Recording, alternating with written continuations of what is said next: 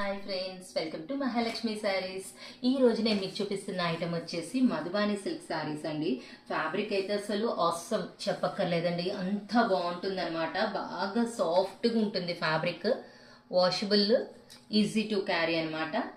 శారీ మొత్తం అయితే బ్రహ్మాండంగా ఉంటుందండి. ఇది వచ్చేసి పళ్ళు పార్ట్, కంప్లీట్ కాంట్రాస్ట్తో కలర్ఫుల్గా ఇచ్చేసారు పికాక్స్ డిజైన్ ప్యాటర్న్తో.